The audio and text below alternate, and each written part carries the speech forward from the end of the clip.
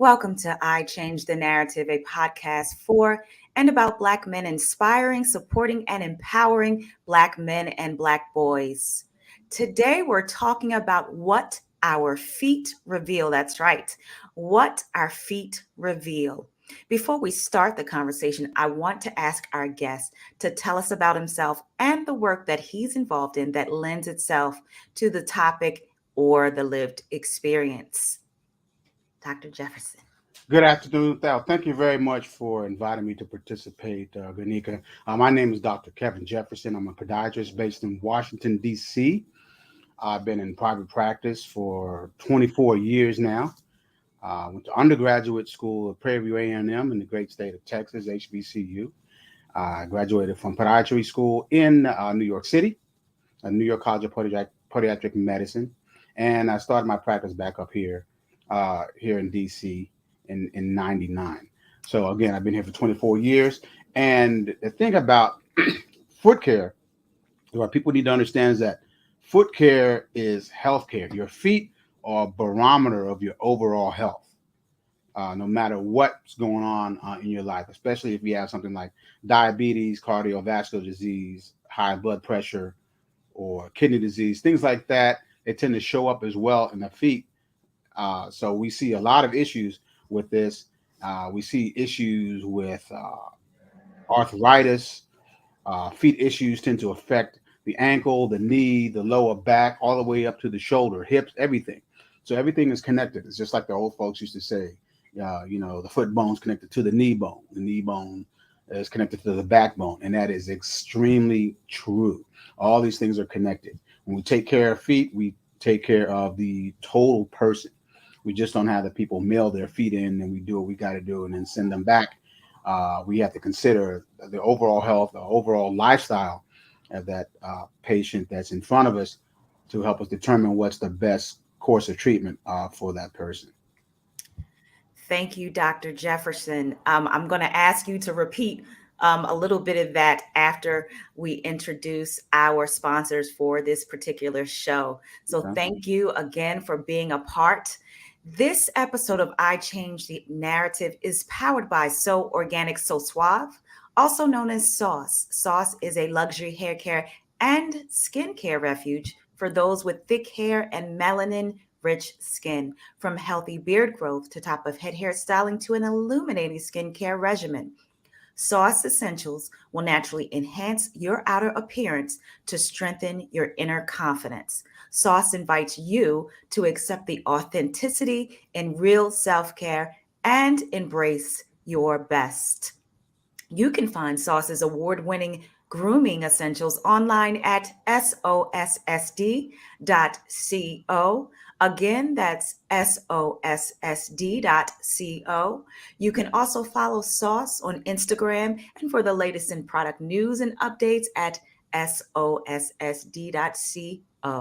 Elevate your grooming with Sauce today.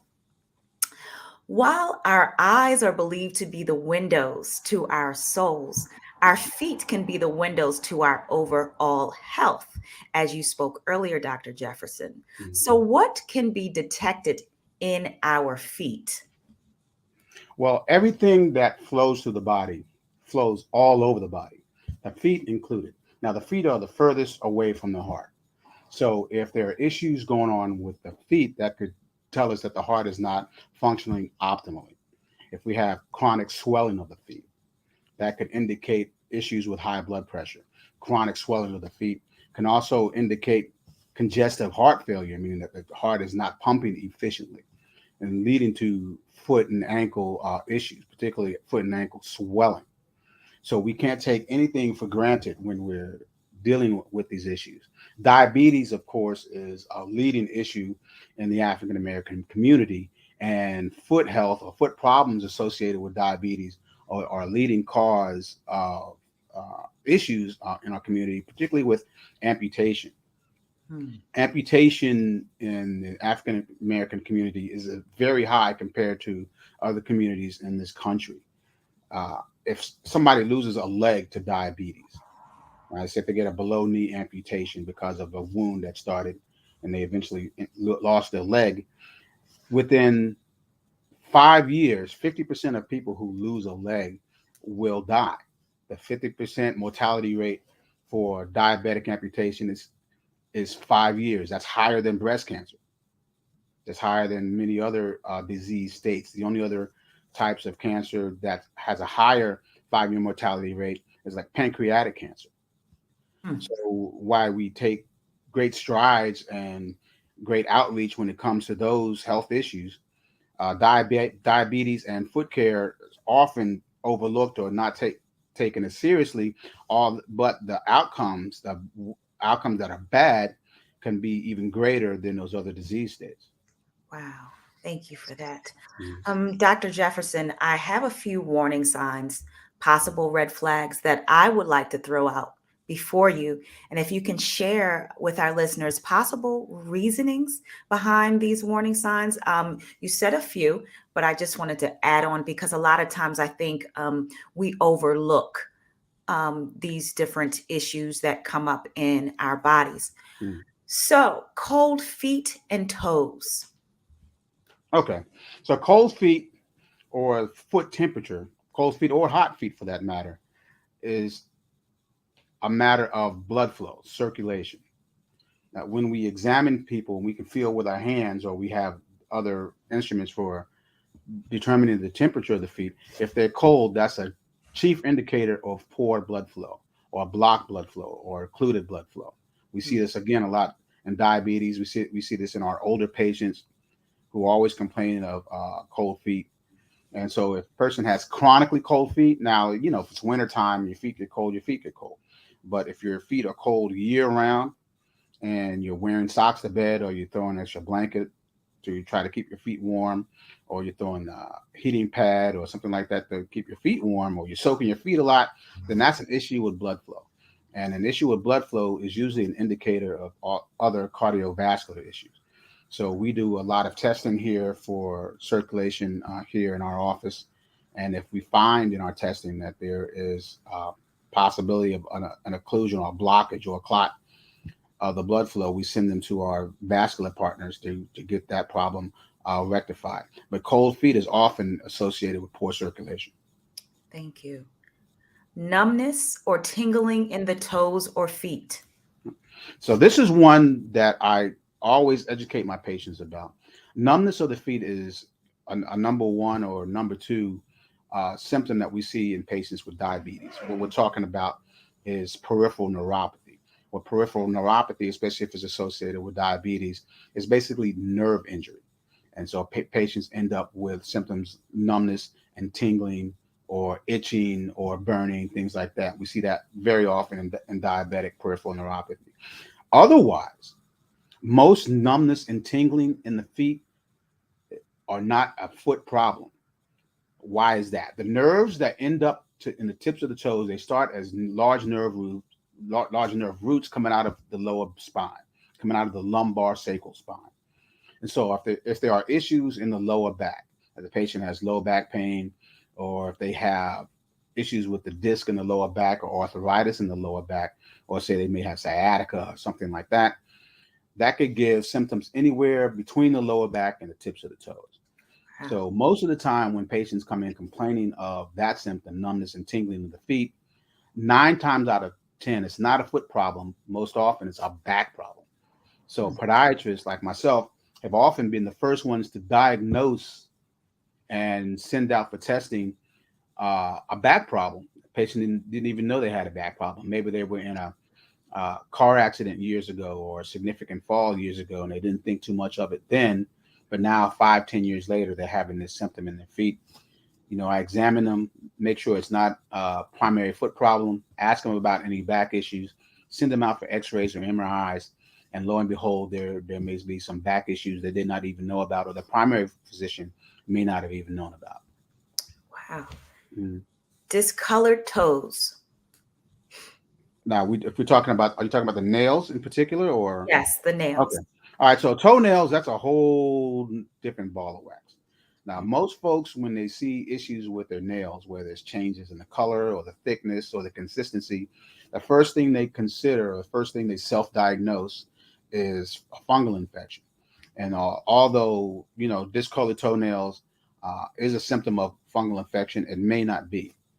So what I do here in my office and a lot of my colleagues do, we trim samples of the nails, send it to the lab.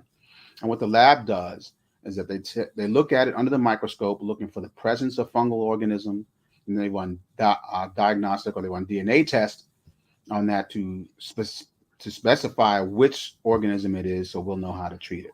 Not all discolored nails are a fungal infection. I literally just finished a patient a few minutes ago before we started here, Mhm. and all of his nails were very dark, and his fingernails for that matter.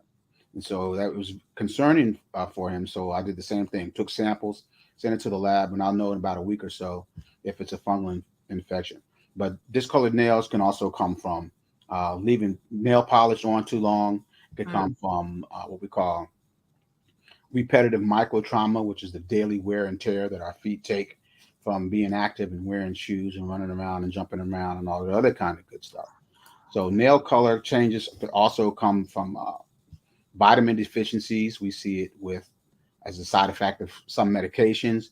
Patients who go on chemotherapy for cancer treatment, they often have color changes of the nails, not just hair loss, but color changes of the nails. So there's a number of things that cause color change of the nail. You know, notwithstanding nail fungus, we have to investigate all of those things. Wow. A sore that won't heal. Mm. So a chronic wound, we call that. Again, Hmm. diabetes is the number one cause of why we see that Mm. wounds that won't heal, and those are often because of, again, blood flow issues. If there's not enough circulation to the foot to help the wound heal, there's not enough oxygenation to the wound and not enough nourishments get into the wound, and the wound is going to get stuck in what we call a chronic state. And it'll build up scar tissue, it'll build up fibrotic tissue, and it just won't close up. The problem that creates, of course, is increasing the chance of infection, increasing the chance of gangrene, and therefore increasing the chance of amputation. So whenever a patient comes to me with a wound that won't heal, whether they have diabetes or anything else, the first thing we have to investigate is the blood flow. Mm. Talk to us about the significance of foot pain and how depression may be the link. Well, foot pain or any pain, people have to first recognize is unusual. It's not normal to have pain of any sort. Mm. So chronic pain has depression that goes along with it. All right, folks who have, say, they're being treated for cancer and they have cancer pain, or they have ulcerative colitis, which is also a very painful condition, or they have sciatica, which is another painful condition, or plantar fasciitis, if we're talking about the foot. Chronic pain has along with it depressive states because you can't function. Of course, you know, pain is going to keep you from doing things that you would normally do or things that we normally take for granted. Chronic pain interferes with sleep. You get sleep deprivation. It interferes with your ability to interact with your family and friends. It interferes with your ability to work efficiently on the job. So, foot pain or pain in general and depression really go hand in hand. Hmm. That's amazing. Thank you for that. Mhm. When most people think about their health and nutrition, they usually correlate the food they eat with heart health or weight management. But nutrition can affect our feet as well.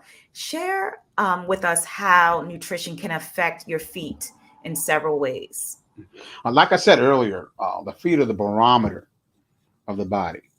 You know, if something is going wrong with the GI system, it could show up in your feet. If there's an issue with the cardiovascular system, it's definitely going to show up in your feet. Arthritis is going to show up in your feet. And as we know, nutrition and is very important in dealing with all of those entities. Mhm. So if somebody has poor nutrition, it's going to show up in their feet. It's going to show up in their blood flow. It's going to show up in their nervous system. It's going to show up in their skin. You know, of course, with the feet, we're walking around all day, whether we're wearing shoes, socks, or what have you. And if you have skin issues, chronic dry skin or cracked skin, chronic athlete's foot, and things like that, and if nutrition is playing a part of any skin issues and dermatologic issues you may be having, it's going to show up in the feet as well. Uh, Vitamin deficiencies show up in the feet. They show up in the nails. Again, people may think they have a fungal infection. They'll go to the store and buy a bunch of different products and try it to see if it helps improve their nail condition. And it doesn't. And they may not know that they have an underlying vitamin deficiency. So we see a lot of things in the feet, particularly the skin and nails, and the bones for that matter. Calcium intake, and people who have osteoporosis of the heel is very debilitating. When we think osteoporosis, we think of older women hunched over because of their back, or being more disposed to having hip fractures and things like that, which they are. But osteoporosis also shows up in the feet as well, as the bone loses mineralization and becomes weaker. It's more subject to pain and discomfort. It's more subject to developing bunions, hammer toes, and all those other things. So Right. yes, nutrition plays a role in every aspect of our health, every aspect of our body, and that definitely includes the feet. Thank you. Are there common foot disorders that are more prevalent among African American men than in whites? I see a lot of gout. Now, Hmm. I don't know the breakdown too much as far as ethnicity is concerned when it comes to gout, but I see a lot of gout in African American men.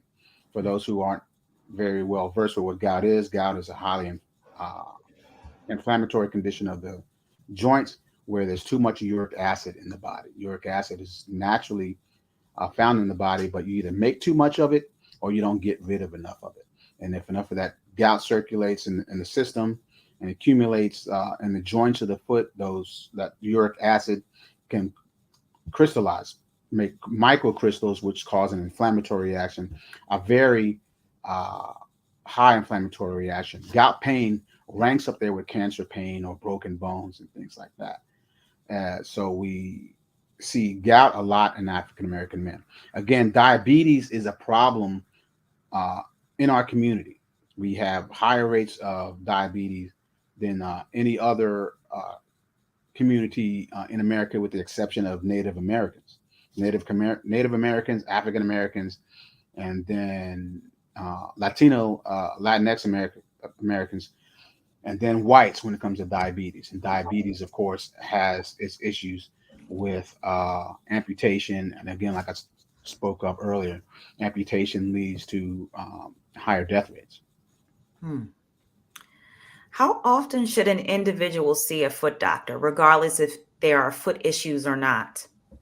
Uh, for those that are very active, if they don't have any underlying issues, if they don't have diabetes, if they don't have cardiovascular disease, if they're not in advanced age and they're able and capable of bending over and taking care of their own feet Mhm. and keeping the nails and the skin and everything healthy, and they're not having any pain or anything like that, if you just want to get a checkup on your feet, and I recommend that, especially the people that are very active. If you're a fitness junkie, if you run, or you're a gym rat or what have you, I would always recommend that folks that are very active see a podiatrist at least on an annual basis to make sure you're not having any issues, and make sure you're not predisposed to any issues you may not have known about.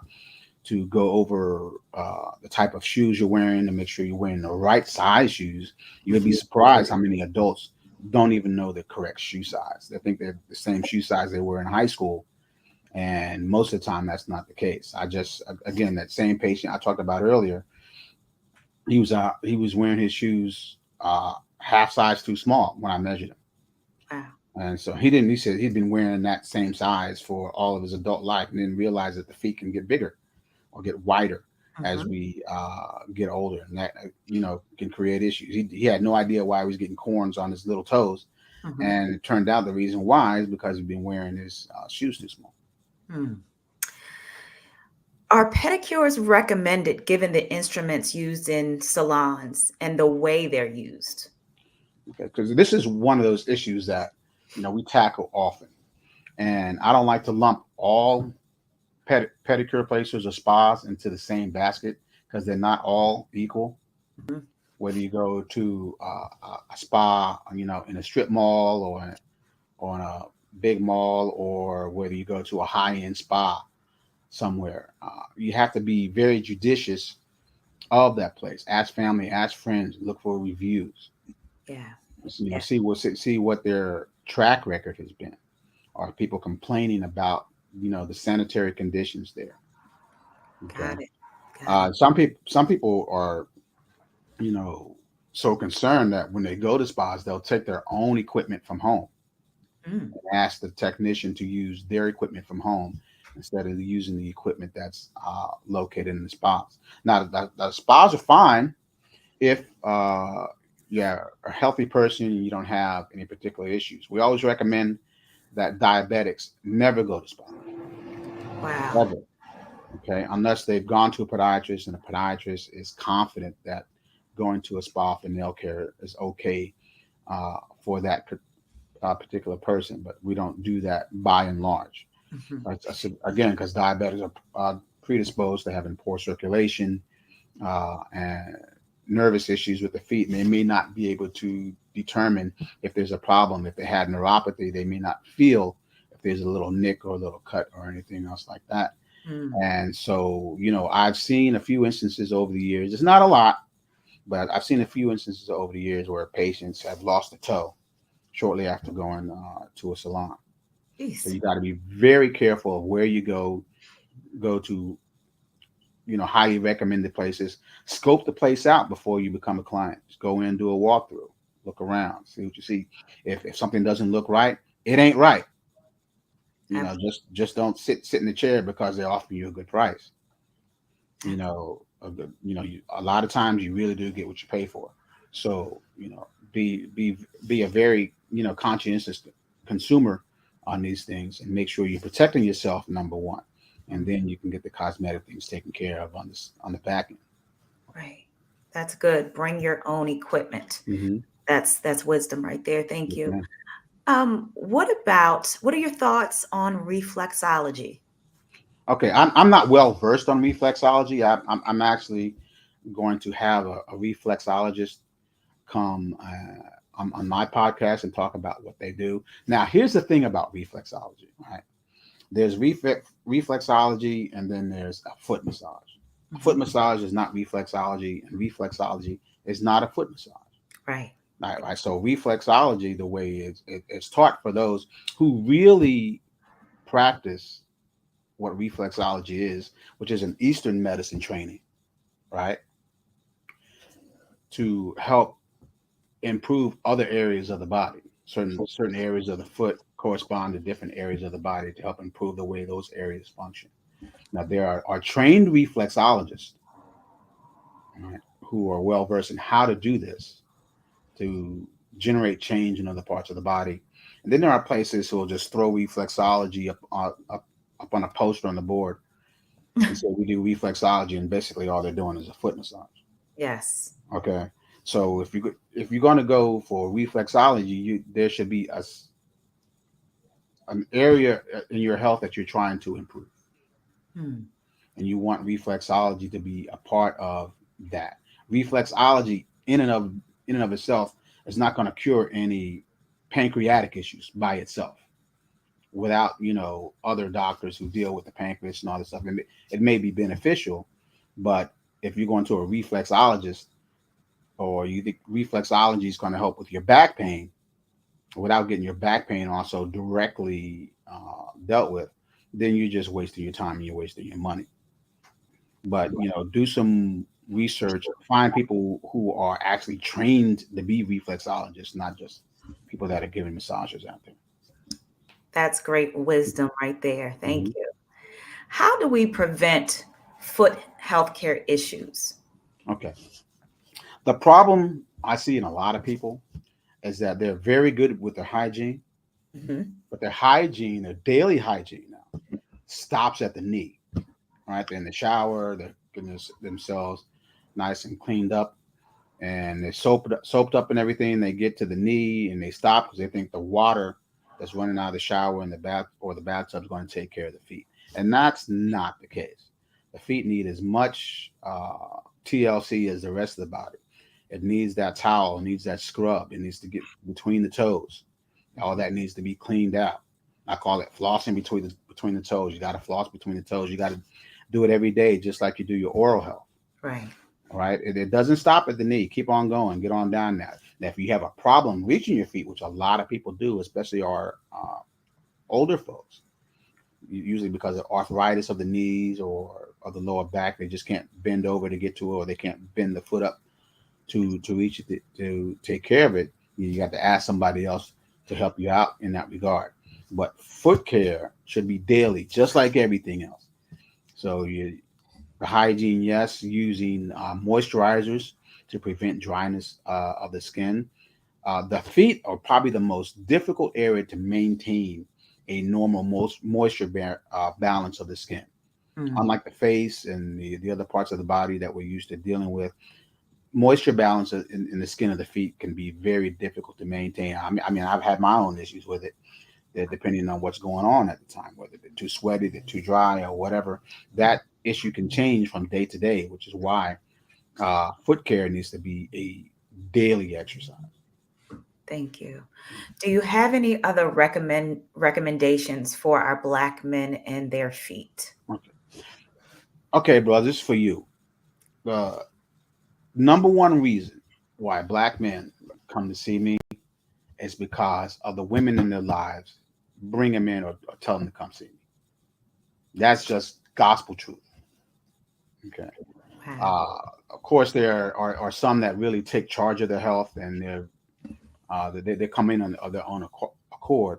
But a lot of them come in to see me because their wives and their significant others say, "Hey, look, you need to go see this guy because your foot problem is a problem for me." Right. All right? They don't want flaky skin all in the bed. They don't want to be, around the fungal nails and all that kind of stuff. They're tired of the smelly shoes and the socks and all that other kind of good stuff.